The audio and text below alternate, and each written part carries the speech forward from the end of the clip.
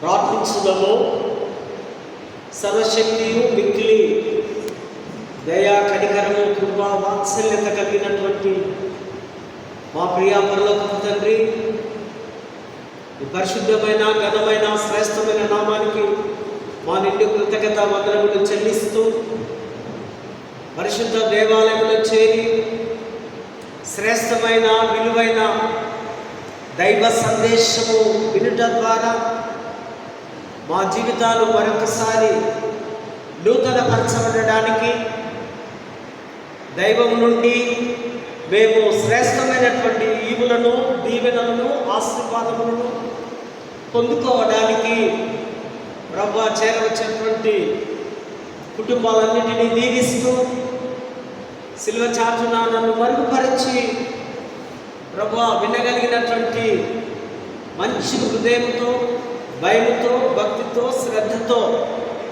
దేవుణ్ణి అనుకరించే ధన్యతను మాకు అనుగ్రహిస్తూ చేరవచ్చిన ప్రియబిడ్డలందరినీ దీవించగలరట్టు క్రీస్తు నామమున వేడుకొంటున్నాము తండ్రి, ఆమేన్. దయచేసి కూర్చుందాం. దేవుని పరిశుద్ధ నామానికి మహిమ కలుగుగాక. మహా గొప్ప భాగ్యం అనుగ్రహించిన విశ్వనాథ్ గారికి, వైస్ చైర్మన్ గారికి, మిగతా క్లర్జీ నాయకులు, పెద్దలు వారందరికీ కూడా యేసుక్రీస్తు నామములో సిఎస్ఐ వెస్లీ చర్చ్ జగదిగుట్ట సంఘపక్షంగా వారికి శుభములు, దీవెనలు, మరి అభినందనలు తెలియపరుస్తూ ప్రత్యేకంగా సిఎస్ఐ వెస్లీ చర్చ్ సంఘం మరి సంఘ కమిటీ, పాస్టరేట్ నాయకులు మీ అందరికీ కూడా యేసుక్రీస్తు నామములో మరి ఉదయకాల దైవ ఆశీస్సులు తెలియపరుస్తూ ప్రేమతో ఇట్టి ఆరాధనకు మీకు ఆహ్వానాన్ని అందిస్తున్నాను. క్రీస్తునందు పరిశుద్ధ దైవిక సంఘమా, ఈ దినం ఒక ఆధ్యాత్మికమైనటువంటి లేదా చరిత్రాత్మకమైనటువంటి అంశం మనము వినబోతున్నాం. అదే ఆ ప్రేషితోద్యమము కార్యరూపములో కరుణ, వాత్సల్యత. మిషన్స్ అంటే కంపేషన్ ఇన్ యాక్షన్. కంపేషన్ అన్నది పెద్ద మాట, అది దేవుడికి మాత్రమే సాధ్యమయ్యేది, దేవుడు మాత్రమే చూపగలిగేది. సో ఈ యొక్క ప్రేషితోద్యమము, ఈ మిషన్ మనకు బాగా తెలుసు. మిషన్ ఎక్కడ ఉంటున్నామో మిషన్ కాంపౌండ్లో ఉంటున్నా. ఎక్కడ చదువుతున్నావు?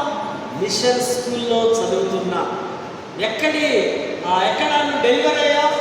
మిషన్ హాస్పిటల్లో అయ్యా. అని 20, 30, 50, 60 సంవత్సరాల వెనక మన పెద్దలు మనతో అన్న మాటలు. ఈ మిషన్ అనే మాట లాటిన్ భాషలో నుంచి వచ్చింది. మిస్సోడై అనగా మిషన్ అనగా చర్చ్, చర్చ్ అనగా మిషన్. అండ్ మిషన్ మీన్స్, మిస్సోడై మీన్ టు సెండ్, పంపడం. తండ్రి అయిన దేవుడు తన కుమారుని లోకానికి పంపించాడు. కుమారుడైన దేవుడు పరిశుద్ధాత్మ దేవుణ్ణి లోకంలోకి పంపించున్నాడు. పరిశుద్ధాత్ముడైన దేవుడు తను సంఘాన్ని ప్రపంచంలోనికి పంపిస్తూ ఉన్నాడు. సంఘంలో ఉన్నటువంటి ఆ దైవిక విశ్వాసులను దేవుని సేవ కొరకు పంపించున్నాడు. టు సెండ్ మీన్స్ ఒక పని కొరకు, ఒక కార్యం కొరకు, ఆ రూపదాల్చడం కొరకు ఒక వ్యక్తిని పంపడం. టు సెండ్ అని మనము దాన్ని అంటూ ఉన్నాం. ఇదొక ఆచరణ కాదు, ఇదొక సాంప్రదాయం కాదు. ఆదిలో వచ్చే దేవుడు తన యొక్క బిడ్డలను ప్రేమించి వారి అవసరతలు తీర్చడానికి దేవుడు ఇచ్చినటువంటి గొప్ప గిఫ్ట్ అదే క్రిస్టమస్. ఆ క్రిస్టమస్ టైంలో దేవుడు తన కుమారుడు మనకు ఒక బహుమానంగా ఇచ్చున్నాడు.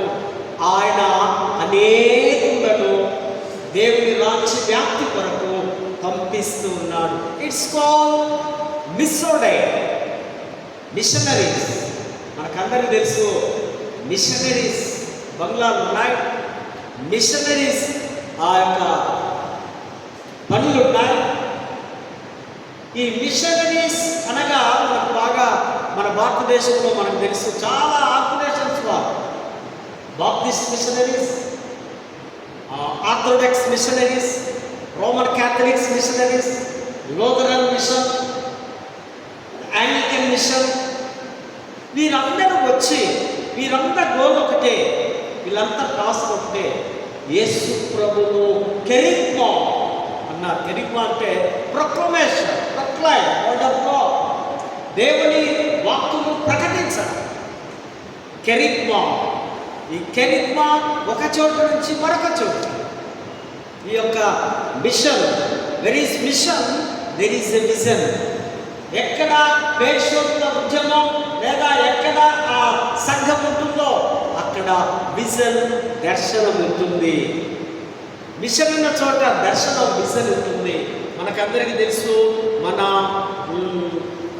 అధ్యక్ష మండలం మెదక్ డయాసిస్ యొక్క మనకొక మిషన్ ఉంది, మన కార్పొరేషన్. ముందుగా నేను దాన్ని ఇంగ్లీష్లో చదువుతాను, తర్వాత తెలుగులో కూడా మాట్లాడుకుందాం. The machine of the church of south India, the CSI affirms that the church is the servant of God to carry on the mission rooted in Jesus based on the scriptures. The church through her mission express solidarity with the broken communities for a new hope to face the challenges of life. The cross continues to be the sign of hope for the witnessing church, which strives towards unity, peace and reconciliation as a vibrant channel of God. తెలుగులో అన్నారు, ప్రేషితోద్యమం యొక్క భావము లేఖనముల ఆధారంగా యేసు మూలముగా ఉన్న ప్రత్యేక పనిని కొనసాగించుటకు సంఘం దేవుని సేవకుని ద్వారా అని చర్చ్ ఆఫ్ సౌత్ ఇండియా, దక్షిణ ఇండియా సంఘం ధృవీకరించడము అయింది. జీవిత సవాళ్ళను ఎదుర్కొనుటకై ఒక నూతన నిరీక్షణ కొరకు సంఘం తన ప్రత్యేక పని కొరకు విచ్ఛిన్నమైన సమాజములకు తన సంఘీభావం తెలుపుతున్నది. ఏకత్వము మరియు శాంతి సమాధానముల కొరకు ఒక బలమైన మార్గముగా పాటుపడుతున్న సాక్షి సంఘమునకు సిలువ నిరీక్షణకు ఒక గుర్తుగా ఉంది అని మన యొక్క చర్చ్ ఆఫ్ సౌత్ ఇండియా యొక్క విజన్, మిషన్ యొక్క భావాన్ని మనము చూస్తూ ఉంటున్నాం. సో ఈ మిషన్ చాలా ప్రాముఖ్యమైనటువంటి వేగంతో నాటబడి ఉంది. దగ్గర దగ్గర 250 సంవత్సరాల నుంచి మన దేశంలో మన మిషనరీస్ గొప్ప సేవలు చేస్తున్నారు. మనకు బాగా తెలిసినటువంటి మన పాస్టరేట్ ద్వారా మన కేథడ్రల్ కట్టినటువంటి వారు ఆయన అంటున్నాడు, my best is my lord. నాలో ఏది మంచిది ఉందో అది నా ప్రభు కొరకే అంటున్నా బాబా. What is our best? ఏది ఉంది మనలో ఏ బెస్ట్ ఉందో అది దేవుడికి ఇవ్వాలని ఆయన స్లోగన్ ఇక్కడ మనము చూస్తుంటున్నాం. First missionary in the world Jesus Christ. ఆయన ఈ లోకానికి దేవుడి తండ్రి అయిన ఆ దేవుడి ద్వారా పంపబడ్డారు. మన దేశానికి ఫస్ట్ మిషనరీ మీకు తెలుసు, సైంట్ థామస్ కదా. తోమా గారు క్రీస్తు శకం 52వ సంవత్సరంలో కేరళ ప్రాంతంలో వారు ఒక మిషనరీగా, ఒక విజన్ కలిగి వారు వచ్చి గొప్ప సేవలు చేసినట్టుగా మనము చూస్తుంటున్నాం. ఈ మిషన్ ఇది ఒకదానితో ఒకటి ముడిపడి ఉంటాయి. సువార్త సేవలో లేదా ఆ రక్షణ మార్గంలో లేదా జీవితాలను బిల్డ్ చేయడం, కట్టడం, ఇవన్నీ కూడా మిషన్లో ఒక భాగముగా ఉన్నాయి. ఈ మిషన్ అన్నది దేవుని యొక్క హృదయంలో నుంచి పొంగి పొర్లే ఒక నది వలె, ఒక ప్రవాహం వలె మానవ జాతినంతటిని టచ్ చేస్తూ ఉంది. ఈ every believer is a machinery. ప్రతి విశ్వాసి కూడా ఒక మిషనరీ. కారణం, మనము మిషనరీస్గా పంపబడ్డాం. చర్చిలో వచ్చి కూర్చున్నాం. నేను మిషనరీగా పంపబడ్డాను, ఇక్కడ నిలబడి మీకు దైవ సందేశము అందిస్తున్నాం. సో దాని అన్నారు, ఎవ్రీ క్రిస్టియన్ లేదా every believer is a missionary అని మనము జ్ఞాపకం చేసుకోవలసిన అవసరం ఉంది. దేవుని యొక్క హృదయ ప్రతిబింబాన్ని కనపరుస్తూ, తాకుతూ, ఆయన యొక్క స్పందనను ప్రతినిత్యము వ్యక్తిగతంగా మనందరి మధ్యలో ఆ యొక్క మిషన్ ఉందన్న మాటను మనము జ్ఞాపకం చేసుకోవాలి. హీబ్రూలో అంటున్నారు ఈ పదం రహం. రహం అనగా వాత్సల్యత, కరుణ వాత్సల్యత లేదా కనికరము వాత్సల్యత. వాత్సల్యత అన్నది పెద్ద మాట, కనికరం అన్నది పెద్ద మాట. ఏ విధంగా పెద్ద మాట అంటే, జాలి వేరు, కనికరము వేరు. జాలి పడ్డామనుకోండి, ఎక్కడో మనం టీ తాగుతున్నాం, ఒక పెద్ద మనిషి వచ్చి నాకు టీ ఇచ్చరా, లేకపోతే ఏమైనా డబ్బులు ఇవ్వండి అంటే మనం 10 రూపాయలు ఇచ్చి టీ తాగండి, చాయ్ తాగండి అంటాం. దాని అర్థం జాలి అన్న. సో కనికరం వేరు. కనికరం మీన్స్ పెయిన్ ఆఫ్ లవ్. అంటే నీ హృదయంలో ఉండే బాధ, ఆ వేదన, ఆ కష్టం, ఆ దుఃఖాన్ని నేను పంచుకోవడం. యేసు ప్రభు వీరంతా కాపరు లేని గొర్రెలని, ఈ గొర్రెలకు కాపరు లేడని వారి మీద కనికర పడ్డాడని మన గాస్పెల్ లెసన్స్లో మనం చూస్తున్నాం. ఈ కనికరాన్ని, ఈ వాత్సల్యతలో ఇది ఆ ఎన్వైరన్మెంట్ కావడం, ఆ నొప్పిలో, ఆ వేదనలో, ఆ పెయిన్లో, ఒక తల్లి తన డెలివరీ టైంలో ఏ విధంగా ఆ మరణ వేదన లేదా ఆ దుఃఖం, ఆ పెయిన్ తట్టుకోలేకపోతుందో ఆ విధంగా ఇతరుల పట్ల కనికరము చూపడం, వాత్సల్యత అనే మాటలు మనము ఇక్కడ గమనిస్తున్నాం. ఇది దేహం. అదే ఈ కరుణ లేదా ఈ వాత్సల్యతను గ్రీకులో అన్నారు స్పాటిటిజోయో అనగా ఇది కూడా అది కనికరపడే, అంటే వారి యొక్క కడుపులో ఉన్నటువంటి వేదనను మనదిగా భావించడం అని గ్రీకు భాషలో మనము దీన్ని అర్థం చేసుకుంటున్నాం. దేవుని హృదయంలో నుంచి పొంగేదే ఈ యొక్క మిషన్ అన్నది మనము గమనిస్తుంటున్నాం. మనకు తెలుసు, మన ఫస్ట్ యాంగ్లికన్ బిషప్ హజరయ్య తండ్రి గారు డోర్నకల్లో మరొక మిషనరీగా, యాంగ్లికన్ మిషనరీగా డోర్నకల్కి వచ్చి అక్కడి నుంచే అనేక ఆ యొక్క డాసెస్లన్నీ ఉద్భవించినట్టుగా మనం చూస్తాం. Is the first missionary. ఆయన ఫస్ట్ బిషప్గా అతన్ని మనము ఇక్కడ గమనిస్తున్నాం. సువార్తను ప్రకటించడమే ఈ యొక్క దైవ ప్రేరిత క్రోషితోద్యమం లేదా ఈ మాటను డివైన్ మిషనరీ అని కూడా అంటూ ఉన్నారు. చాలా మిషన్స్ మనం చూస్తాం. Health mission and defence mission కదా. వారి పనుల కార్యక్రమాల్లో వారి ఇన్వాల్వ్మెంట్ కావడం, వారి మిషన్లో వారు పనులు చేయడం, వైద్యపరంగా వారికి ఒక మిషన్ ఉండడం. సో క్రైస్తవులంగా క్రీస్తు యొక్క మిషన్గా, క్రీస్తులో ఈ యొక్క కుటుంబ విశ్వాసులను మిషనరీస్ అని అంటున్నారు. ఈ మిషనరీస్ అనగా మానవాళికి వంగి సేవ చేయడం, కింద కూర్చొని సేవ చేయాలి, మీద కూర్చొని సేవ చేయడం కాదు.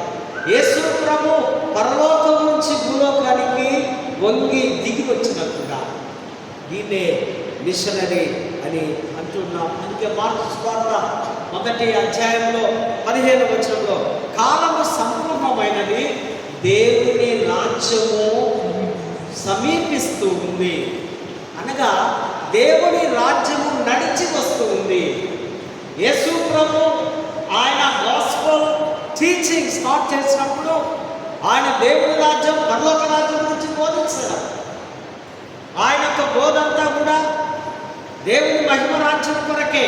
కనుకనే దీన్ని బసలియో అనగా దేవుని రాజ్యం, కింగ్డమ్ ఆఫ్ గాడ్, దేవుని రాజ్యము మన మధ్యలోనికి నడిచి వస్తుందని కొరియం అనే ఒక వేదాంతి యేసు ప్రభు ఆయన నడుస్తూ ప్రయాణం చేస్తున్నప్పుడు ఆయన అంటున్నాడు, ఇదిగో ఆయనే దేవుని రాజ్యం, ఆయనే మన మధ్యలోనికి వస్తున్నాడు, దేవుని రాజ్యము దిగి వస్తుందని. 1910లో వారు ఫస్ట్ ఎడిన్బర్గ్లో క్రైస్తవ సంఘ సమావేశం జరిగింది. ద వరల్డ్ చర్చ్ కౌన్సిల్స్ అక్కడంతా కూర్చొని వారి యొక్క ఆ సమావేశంలో ఎడిన్బర్గ్లో చాలా సంవత్సరాలు, చాలా పదేళ్ళు ఈ డిస్కస్ జరిగింది. ఇక్కడ వారు ఈ యొక్క టాపిక్ కూడా తీసుకొని వచ్చినారు. మానవ నిర్మాతమైన ప్రతి అవసరం ఇదొక ఉద్యమంగా, ది మిషన్ ఆఫ్ గాడ్గా ఇది చేయాలని వారు as a part of mission healing and teaching అని దేవుని ఆ గురించి వారు బోధించినట్టుగా మనము చూస్తూ ఉంటున్నాం. దీనే మిషనరీస్ అని అంటున్నాం. మరి అదేవిధంగా సెన్ పంపుట, స్టెలో అంటారు గ్రీకులో. అంటే అపోస్తలో అంటే ఒక పని కొరకు పంపడం. ఇంకొక వర్డ్ ఉంటుంది పెంపో అంటే సెన్, పంపించాలి కదా. మనం కూడా మన పిల్లలను సేవకు పంపిస్తుంటాం. ఈ పాట గుర్తుందా? వెళ్ళగలిగితే మీరు తప్పక వెళ్ళండి, వెళ్ళలేకపోతే వెళ్ళే వారిని పంపండి, ఎవరైనా మీరు ఒకరైనా వెళ్ళరా చెబుతారా, వెళ్ళరా నా ప్రేమను చెబుతారా. హల్లెలూయా. మీకు చేతనైతే వెళ్ళండి, చేత కాకపోతే వెళ్ళేవారిని పంపండి. ఎక్కడికి పంపాలి? సిలువను మోయడానికి పంపాలి. సిలువ, ఆ భారమైన సిలువ, ఆ సిలువ నిండా ఆ గుడ్ న్యూస్ ఉంది. ఆ మంచి వార్తను ప్రకటించడానికి నీవు ప్రతిరోజు భుజం మీద క్యారీ చేసుకొని మోసుకొని వెళ్ళాలి. ఆ కమిట్మెంట్, ఆ యొక్క నిర్ధారణ, ఆ యొక్క తలపు భారము కలిగిన వారిని ప్రభు వెళ్ళండి అని చెప్తూ ఉంటున్నాడు. ఈ వెళ్ళే వారిని మనం బైబిల్లో చూస్తాం. ఎవరైనా మొదటిగా దేవుడు మోసెస్ను పంపించాడు కదా. మోసెస్ నువ్వు వెళ్ళు, నా ప్రజల్ని విడిపించు అన్నప్పుడు ఆయన ఏమన్నారు? నాకు నోరు లేదు, లేదా నాకు కష్టం అని సాకులు చెప్తే, ఇదిగో నీకు ఒక చేతి కర్ర ఇస్తా, దాంతో నువ్వు అద్భుతాలు చేయి, ఆ ఎదుటిన్న రాజువాడు ఈ దెబ్బకు ఇదైపోతాడని మోషేని పంపించాడు. మోషే వెళ్ళి గొప్ప విజయాన్ని పొందినట్టుగా మనము చూస్తుంటున్నాం. మిషన్ అనగా సంఘ కార్యక్రమమే కాదు, దేవుని మాటలకు లోబడి వెళ్ళడం. ఇట్స్ కాల్డ్ మిస్సోడే. ఇదే మిషన్ అనే జ్ఞాపకం చేసుకోవాలి. తర్వాత యెషయా ఉంటాడు. ఆయన ఆరాధనలో ఉన్నప్పుడు, ఆయన దేవుని యొక్క మహిమను చూస్తున్నప్పుడు, నా సేవ, నా పని కొరకు ఎవరు వెళ్తారంటే, ఈయన నేను ఉన్నాను కానీ నా పాపకు పెదవులు, నేను పాపను అన్నప్పుడు అతను అక్కడే శుద్ధి చేసి తన సేవకు పంపించినట్టుగా లేఖన భాగాల్లో మనము చూస్తూ ఉంటున్నాం. ఈ విధంగా దేవుడు కొందరిని హెచ్చరిస్తూ, కొందరిని గద్దిస్తూ, కొందరిని ప్రేమిస్తూ తన యొక్క సేవ కొరకు పిలుచుకున్నట్టుగా మనము ఇక్కడ గమనిస్తూ ఉంటున్నాం. తర్వాత లేఖన భాగాల్లో మనం గమనించినట్లయితే యెషయా గ్రంథంలో 55, 56 ఈ అధ్యాయాలు వారందరూ చెరలోంచి బయటకు వచ్చినారు. చెరలోంచి బయటకు వచ్చి దేవుని ఆరాధిస్తున్నారు, కానుకలు ఇస్తున్నారు, ఆరాధన చేస్తున్నారు, పశ్చాత్తాపాలు పడుతున్నారు. అన్ని విధాలుగా వారి చెరలోంచి వచ్చి దేవునికి బలులు అర్పిస్తున్నారు, ఉపవాసాలు చేస్తున్నారు. కానీ దేవుడు వాటన్నిటినీ నాట్ అక్సెప్టబుల్, వారి యొక్క బలులు కానీ, వారి అర్పణలు కానీ, వారి ఉపవాసాలు కానీ దేవుడు అంగీకరించలేదు. వై? ఎందుకంటే వారి హృదయమంతా దేవుని వైపు లేదు. వారు ఆచార సాంప్రదాయంగా చేస్తుంటారు. వారు బంధించబడిన వారిని విడిపించలేక, వారు చీకటిలో ఉన్న వారిని వెలుగులోకి తీసుకుని లేక, ఒకరికొకరు పోట్లాడుకుంటూ గుడ్డులాడుతూ చాలా చక్కగా ఆ అధ్యాయాలంతా రాస్తున్నారు. వారు దేవుని వైపు సంపూర్ణంగా తిరగడం లేదు, తిరిగి మానవ స్వభావంలో వారు జీవిస్తున్నారు. కనుక దేవుడు వారి యొక్క అర్పణలను అంగీకరించండి. వారిలో న్యాయం లేదు, కనికరం లేదు, దయ లేదు. కనుక అది విస్మరిస్తూ ఉన్నాడు. కనుకనే ఇక్కడ మనం చూస్తున్నాం, బ్రేక్ ద చైన్స్, గొలుసులను తెంచుట. నిజమైనటువంటి మిషన్ అంటే బంధకాల్లో, శ్రమంలో, పాపములో, శాపంలో ఉన్నవారిని విడిపించడమే మిషన్. అక్కడికి వెళ్ళి నీ కరుణ చూపించి, నీ చేతనైనది చెప్పి వారిని మార్చడానికి ప్రయత్నించడం, వారిని ఆ కట్టబడిన కట్నంలో నుంచి, ఎందులో మనం కట్టబడ్డాం? స్వార్థము, ఈర్ష్య, ద్వేషము, కోపము, అసూయ, పగ, వ్యభిచారము, మోసము, వీటితో కట్టబడినట్లయితే, వీటితో బంధించబడినట్లయితే దేవుడు పిలుస్తూ ఉన్నాడు. ఓ మై సన్, నా వైపు చూడు, నా వైపు తిరుగు, అప్పుడు ఇవన్నీ నేను త్రుంచి వేస్తాను. బ్రేక్ ద చైన్స్, నీ గొలుసులన్నీ నేను తెగబడతాను అంటున్నాడు. కనుకనే 6వ వచనంలో నిజమైన కరుణ వాత్సల్యానికి మొదట వ్యక్తిత్వము విముక్తిని కలిగించడం. దేవుడు ఏర్పరిచిన ఉపవాసం అంటే కట్లలు విప్పబడుతా, కట్టబడినటువంటి పాపం నుంచి బయటికి రావడం. అదే ఆయనకు ఉపవాసము ఇష్టం అంటున్నాడు. ఉపవాస ప్రార్థనలో ఉండి హృదయమంతా పాపంతో నిండి ఉంటే నీ ఉపవాస ప్రార్థనకు విలువ లేదని దేవుడి వాక్యము సెలవిస్తుంటుంది. కట్టబడిన ముడిని విప్పుట. కొన్ని మనం ముడులు వేసుకుంటుంటాం, ఏదైనా ఒకదానికి తాడు ముడి వేసినప్పుడు ఒక్కొక్కటి మెల్లగా పాపం అనే ముడిని విప్పుతూ ఉంటే పరిశుద్ధత లోనికి వస్తాం. నిరాశ, వ్యసనాలు, భయం, అన్యాయము, బంధకాల నుంచి విముక్తి, విడుదల కావాలి. దాన్ని కపీష్ అన్నాడు. అంటే విముక్తి, విడుదల, కపీష్ అన్నారు హిబ్రూ భాషలో. ఈ యొక్క విముక్తి అనే లక్ష్యం వైపు మనల్ని నడిపిస్తుంది. దేవుని మార్గం వైపు మనల్ని నడిపిస్తుంది. దేవుని యొక్క కృపా సింహాసనం వైపు మన ప్రయాణం కొనసాగుతుంది. కనుకనే ఈ యొక్క కపీష్ అన్నటువంటి పదాన్ని మరి భక్తులు వాడి ఉన్నారు. 7వ వచనంలో నిజమైనటువంటి మిషన్ అంటే ఆకలి ఉన్న వారికి అన్నం పెట్టడం. మిషన్ పని ఏంటంటే ఆది సంఘ అపోస్తలుడు ఏం పని చేసిందట? ఎవరెవరైతే సంఘంలో ఉన్నారో, బీదలు పేదలు ఉన్నారో వారికి వస్త్రదానాలు, ఆహారం పెట్టడం. అందుకే యేసు ప్రభు ఆయన యొక్క బోధనలు ఎక్కడ చెప్తున్నా ఎవరైనా ఆకలి ఉంటే వారి మీద కనికరపడి వారికి ఆహారం అందించేవారు. నీకు శరీర ఆకలిని తీర్చడం. ఆ యొక్క డేవిడ్, ఒక మిషనరీ కూడా, డేవిడ్ విలియం గ్రూప్ అనేటువంటి మిషనరీ సాల్వేషన్ ఆర్మీ వ్యవస్థాపకుడు. ఆయన 3 Sలు ఉపయోగించారు. 3 ఎస్ఎస్ ఇన్ ఇంగ్లీష్ లెటర్స్.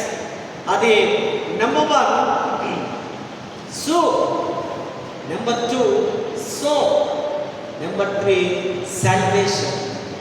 ఆకలిగా ఉన్న వారి దగ్గరికి వెళ్ళి మొదటిగా ఆ సూపు మంచి మినరల్స్ వేసి విటమిన్స్ అన్ని కలిపి చక్కగా తాగిపించుకొని వాడు ఆకలి నెమ్మది తిన్న తర్వాత వాడు ఎన్నో రోజుల నుంచి స్నానం చేయలేదేమో, ఫ్రెష్గా లేడు, ఇదిగోరా బాబు నీ వెళ్ళి మొదటిగా ఆ ట్యాప్ కింద కూర్చొని మంచిగా స్నానం చేయి. హాయిగా తలస్నానం చేసినప్పుడు ఎంతో ఫ్రెష్గా అనిపిస్తుంది. సో తర్వాత మెల్లగా కూర్చొని అతను రక్షణ భాగ్యానికి సంబంధించిన మాటలు, దేవుని సువార్తను ప్రకటించాలి. ఈ మిషన్లో ఉన్నటువంటి ఆ యొక్క థ్రిల్ లేదా ఆ ఉత్సవం, ఆ యొక్క సంతోషాన్ని ఆ విధంగా ఆయన అందించున్నారు. నిజమైన మిషన్ అంటే ఆకలి ఉన్న వారికి. True mission shows bread with the hungry.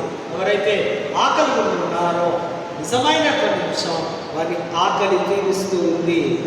కనుక స్పిరిచువల్ ఆకలి కొరకు మనం ప్రతి ఆదివారం దేవాలయానికి వస్తాం. మార్నింగ్ 10 నుంచి 1 గంట వరకు మంచి స్ట్రెంగ్తన్ ఫుడ్, బలమైనటువంటి మిల్లెట్స్తో ఉన్నటువంటి ఆహారాన్ని, దైవ ఆధ్యాత్మిక ఆహారాన్ని మనం భుజిస్తాం. సో దేవుడి సేవకులు మనకు అందించే ఆహారం ద్వారా మనము ఆ వారమంతా మనము బ్రతకగలం. స్పిరిచువల్ ఫుడ్ ఆశీర్వాదాన్ని ఇస్తుంది. ఈ యొక్క లోకానుసారమైన ఆహారం మన శరీరానికి శక్తినిస్తే, స్పిరిచువల్ ఫుడ్ మనకు ఆశీర్వాదం ఇస్తుంది. అందుకే గుడికి రావాలి. గుడికి రాని వాడికి నో బ్లెస్సింగ్స్, నథింగ్. ప్రభు దగ్గరికి, ప్రభు పాదం దగ్గర ఎవరు రారో, ఎవరు ఈ జీవమాత్రం వినరో వారికి దైవ ఆశీస్సులు ప్రకటించబడం లేదా పొందలేదు. సో కనుక యేసు చేసిన అనేకమైనటువంటి అద్భుతాలు, సూచక్రియల్లో హైలైట్ 5 రొట్టెలు 2 చేపలు.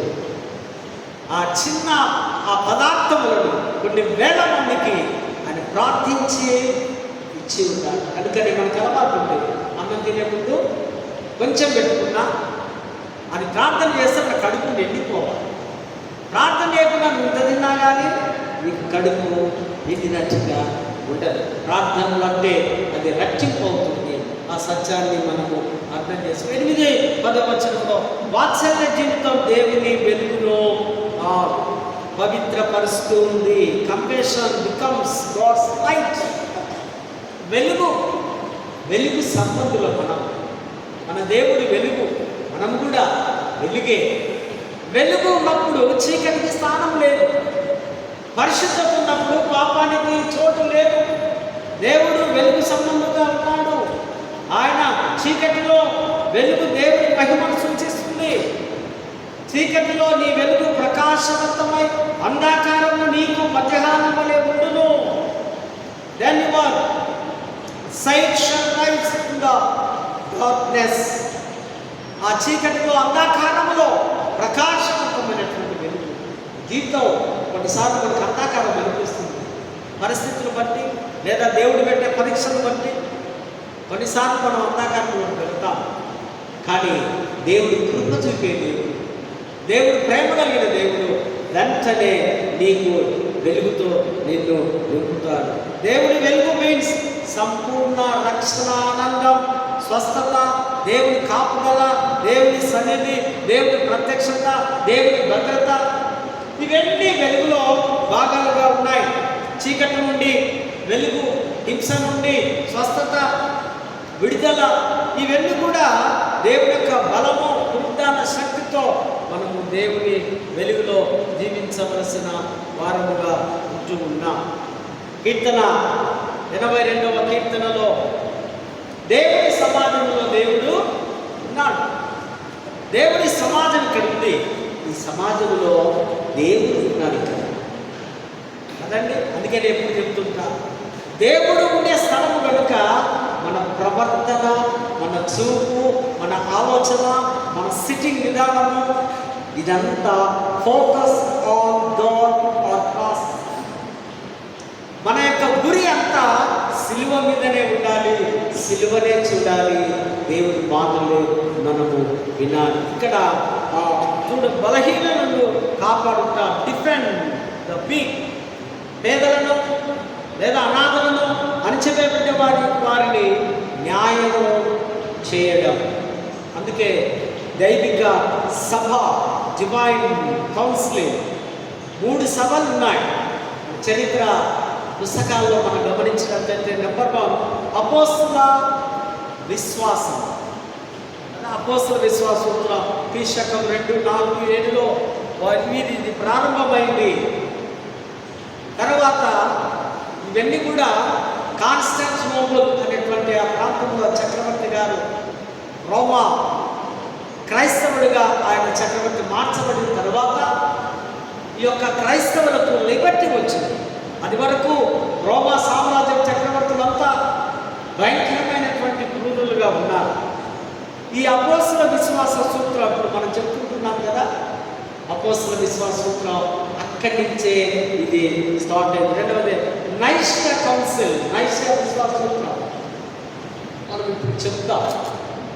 ఇది కూడా అది క్రీస్తు శకం 325లో ఈ సార్వత్రిక ఎక్యూమెనికల్ ఈ యొక్క ఐక్యతలో కౌన్సిలింగ్ ప్రస్తుతం టర్కీ దేశంలో ఉన్న ప్రాంతాలన్నీ ఈ రోమ్ చక్రవర్తి ఆధ్వర్యంలో జరిగింది. అది 2వ కౌన్సిలింగ్. నైష్య విశ్వాస సూత్రం ఉద్భవించింది యేసు దైవత్వాన్ని అక్కడ ప్రూవ్ చేయడం జరిగింది. 3వదిగా చాల్సెడౌన్ కౌన్సిలింగ్ క్రీస్తు శకం 451లో ఇది కీలకమైనటువంటి కౌన్సిల్. ఇందులో జరుగుతుంది ఇది క్రీస్తు 2 స్వభావాల సిద్ధాంతాన్ని తెలియపరుస్తుంది. ఒకటేమో ఆయన దైవం, మరొకటేమో మానవుడు అని గుర్తించి పంపిస్తూ ఉంటున్నాను. క్రీస్తు 2 స్వభావం, God with us and truly man for us. దేవుడు మనతో ఉన్నాడు, నిజంగా ఆయన మానవుడుగా మనతో ఉన్నాడు అనే సత్యాన్ని అక్కడ వారు డిసైడ్ చేసే. Comparison is not a sentimental but responsibility. ఇదేదో సెంటిమెంట్ కాదు, కరుణ దయ చూపడం. ఇది ప్రతి ఒక్కరి బాధ్యత అని మనము గుర్తించవలసిన అవసరం ఉంది. ఆలోచన అంటారు, మీరు దైవములనియు ఎలోహీం అన్నారు. దైవములు అనగా అక్కడ న్యాయ విచారణ కర్త చేసేవారు, న్యాయం మాట్లాడే వారిని దైవంతో పోలుస్తున్నాడు భక్తుడు. అందుకే మనం కూడా కోర్టులో మై లార్డ్ అంటుంటారు కదా, ఆ జడ్జిని ఏమంటారు? My lord. వినండి మీరు, అంటే నీవు దైవ స్థానంలో ఉన్నావు, న్యాయం తీర్చేవాడు, కనుకనే నీకు ఆ పేరు బిరుదు ఇస్తున్నాము. ఈ బైబిల్ చదివే మన మాటలు. మీరు దైవములనియు, ఈ మాట న్యాయం కొరకు పోరాడే వారిని, ప్రతినిధులను, నీతి న్యాయవంతులుగా వారి దైవాలని ఇక్కడ మనం చూస్తున్నాం. పత్రికల పాఠంలో గమనించినట్లయితే క్రియలలో ప్రేమ, love in deed, love in deed. ఈ ప్రేమ క్రియల్లో చూపాలి. కొంతమంది వచ్చి మాటలతో చెప్తా ఉంటారు కదా, నువ్వంటే నాకు ఇది, నీ కొరకు మేము ఏదైనా చేస్తాం, ఇదేదో మాట్లాడతావు, కానీ క్రియలు మాత్రం వచ్చిదే. ఇంటికి పోతే ఏమైనా చేస్తే, ఏమైనా పెడితే, ఓహో ఫలానా వ్యక్తి ఓ నైస్ అని నేను అంట. ఏమీ లేక ఛాయ్ ఇచ్చి పంపుతున్నాం అనుకో, ఏమంటాను? ఈయన లోపల క్రియలు లేవు. ప్రేమ చూపిస్తున్నాడు కానీ క్రియలు లేనట్టుగా. సంఘములో తప్పుడు బోధలు, తప్పుడు సమాచారం, తప్పుడు మాటలు కొద్దిమంది నాయకులు సంఘాన్ని నడిపించే వారి గురించి పౌలు గారు ఇక్కడ రాస్తూ ఉంటున్నారు. 15వ వచనంలో తన సహోదరునికి లేమి కలుగుట, అంటే తన సహోదర పక్కవాడికి ఏమీ లేదు కనుక, అంటే వారి కుటుంబంలో వారి జీవనోపాధి లేనప్పుడు వారి అవసరతలో ఉన్న వారికి నిజంగా సహాయం చేయడం ద్వారా ప్రేమ ప్రత్యక్షతమవుతుంది. ఏమీ లేకపోతే వారికి ఏదైనా ఇచ్చినామనుకోండి, ఏమంటారు వారు? ఎంత ప్రేమ గల వ్యక్తి అండి, ఎంత ప్రేమ గలవాడు, నా కుటుంబాన్ని ఆదుకున్నాడు, నేను అనారోగ్యం హాస్పిటల్లో ఉన్నప్పుడు నాకు ఆర్థిక సహాయం చేస్తున్నాడు కదా. కొన్నిసార్లు మన సంఘాల్లో మన పెద్దలు కొందరికి ఆర్థిక సహాయం చేయడం, కృతజ్ఞత కలిగిన వారు ఉంటే ఎప్పుడు జ్ఞాపకం పెట్టుకుంటారు, కృతజ్ఞత లేనుడు మరిచిపోతారు. సో అటువంటి వారికి, లేమిలో ఉన్న వారికి, అవసరం సహాయం చేయడం, ప్రేమ వ్యక్తపరచాలి. డబ్బు కానివ్వండి, వస్త్రం కానివ్వండి, ఆహార పదార్థాలు కానివ్వండి, వారికి ఇవ్వాలని యొక్క పౌలు రాస్తూ ఉంటున్నాడు. 18వ వచనములో మాటలతోనూ నాలుకతోనూ కాక క్రియలలో సత్యమును ప్రేమించును. మాటలు కాదు, నాలుక కాదు. ప్రేమ అనేది ఒక అనుభూతి కాదు, నిజమైన సేవ. ప్రేమ గలవాడవైతే నీ ఇంటికి వచ్చి సేవ చేసేవాడు. నేను మంచం మీద పడుకొని లేవలేని స్థితిలో ఉన్నప్పుడు నా దగ్గరికి వచ్చి నన్ను లేవనెత్తి నాకు కావలసిన ఆహారం తినిపించి నా కొరకు ప్రార్థించి తిరిగి వెళితే ఇట్ షోస్ లవ్. ఇది ప్రేమ కనిపించేదని మనకు అర్థము అవుతుంది. ప్రేమ కార్యము ద్వారా చూపించాలి. సామాజిక సేవ చేయాలి. చాలామంది మనకు తెలిసిన వారు చాలా ప్రేమను గురించి తెలిసి, మనకు మదర్ తెరిసా గారు బాగా తెలుసు కదా, వారు ఆ యొక్క ప్రేమ గురించి చాలా విధాలుగా మనము గమనిస్తూ ఉంటున్నటువంటి మాటలు ఇక్కడ మనం చూస్తూ ఉంటున్నాం.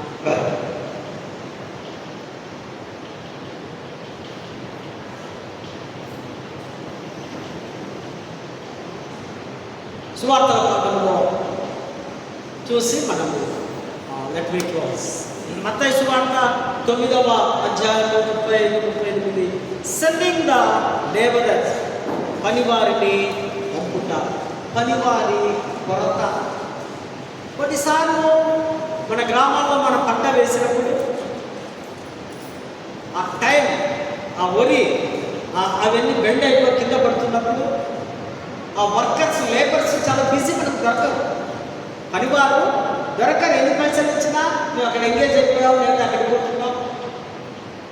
పంట పనివారు కొరత ఉంది, కోత విస్తారముగా ఉంది. కోత అంటే సువార్త, సువార్త విస్తారంగా ఉంది. మన ఇండియాలో తెలుసా మన పర్సంటేజ్, మనం ఎన్ని పర్సెంట్ సేవ చేయడాక దగ్గర 94%.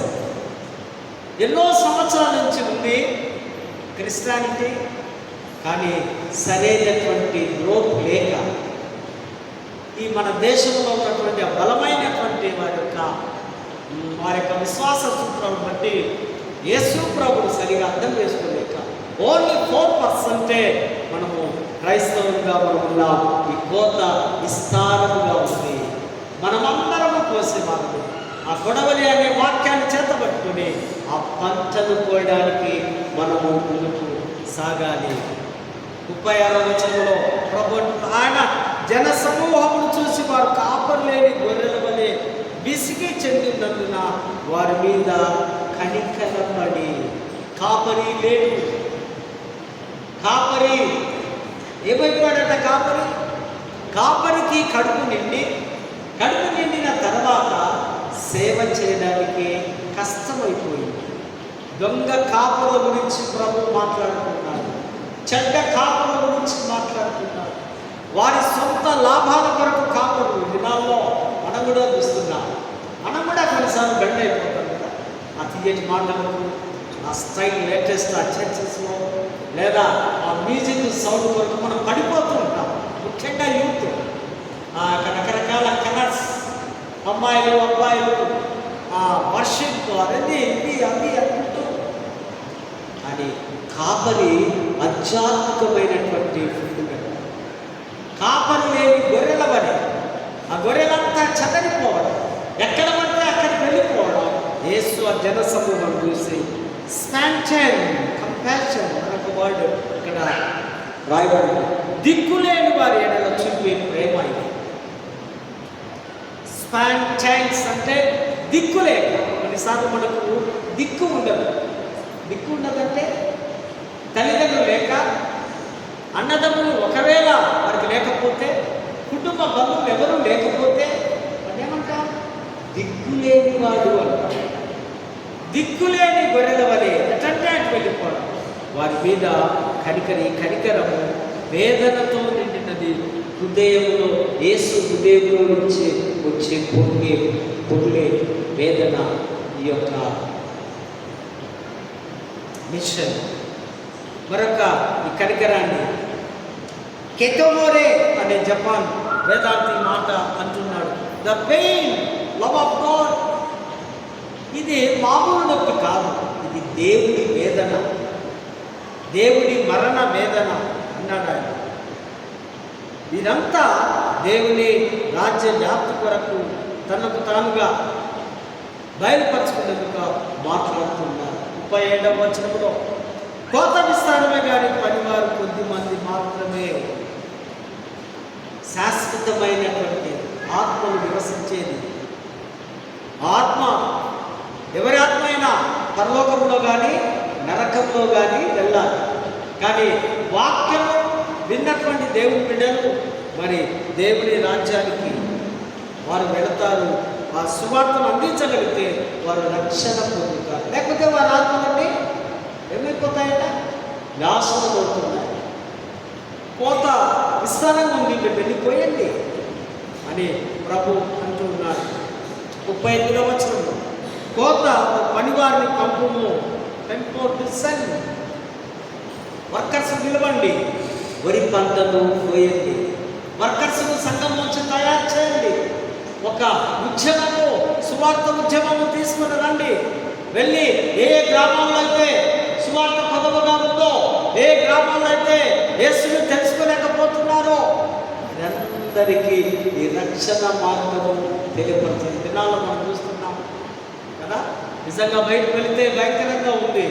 అక్కడ ఉన్నటువంటి ఏమన్నా ఆర్ఎస్ఎస్ యూత్ పిల్లలు చూసా, ఒక కేథోలిక్ ఒక పెద్ద మనిషిని క్వశ్చన్ చేస్తుంది, భయంకరంగా మాట్లాడుతూ, మీరు మా దేవాలయానికి వస్తారా, మీరు ఎందుకు సువార్తను ప్రకటిస్తారని బాధ పెడుతున్నారు. చీకటి రాజ్యంలో మనం నివాసం చేస్తుంటున్నాం కనుక ఇది కోత పనివాడిని పెంపాలి. ఎగ్బాల్లో యజమాని తన పొలంలోనికి పంపుతున్నాడు. ఈ ఎగ్బాలో అనేది ఫోర్స్, పుష్, బలవంతంగా త్రోయడం, బలవంతంగా పంపించడం. కొన్నిసార్లు మనం మొండికేస్తాం. మన పిల్లల్ని వెళ్ళాం, సేవకు వెళ్ళాం, కాలేజీకి వెళ్ళాం, దేవుడి సేవలో ఇవి భయంకర కష్టాలు ఉంటాయంటే పేరెంట్స్ బలవంతము చేసి, ఈ పదం ఇక్కడ మనం చూస్తున్నాము. ఎక్బాలో అనగా బలవంతంగా పంపిస్తే వాడు కొంతకాలానికి సెట్ అయిపోయి, కొంతకాలానికి యేసు వారి హృదయాన్ని మార్చి, ఒకవేళ ఫస్ట్ ఇయర్ కాలేజీలో ప్రాబ్లం ఉండొచ్చు, ఫుడ్ ప్రాబ్లమో, లేకపోతే హెల్త్ ప్రాబ్లమో, లేకపోతే డిసిప్లైన్ ప్రాబ్లమో, నాకు అదే కష్టం అనిపించింది. మరి ప్రార్థన చేస్తే ప్రభు వెయిట్, గుడ్ న్యూస్ నీకు ముందు ఉంది, గుడ్ డేస్ నీకు ముందు ఉన్నారు అని అన్నప్పుడు మరి ఈ సేవ కోసం ఇక్కడ ఎక్బాలో అనగా బయటకు త్రోసివే, పుష్, సాకులు చెప్పకుండా కోత సేవ చేయడానికి ముందుకు సాగవలసిన అవసరం ఉంది. క్రీస్తునందు ప్రేమైనటువంటి వారు దేవుని వాక్యములతో మాట్లాడుతూ సంఖ్యలను తెంచమని ప్రవక్తకు దేవుడు పిలుపుస్తున్నాడు. మరి రెండవదిగా కీర్తనకారుడు బలహీనలను రక్షించమని కీర్తనకారుడికి దేవుడు మాట్లాడుతున్నాడు. మూడవదిగా క్రియారూపమైనటువంటి ప్రేమను చూపించమని యోహానుకు దేవుడు సెలవిస్తున్నాడు. నాలుగవదిగా కరుణను ప్రదర్శించమని యేసు లోకములోనికి పంపిస్తున్నాడు. నా కోట, నా పంట మీరు వెళ్ళిపోయారు.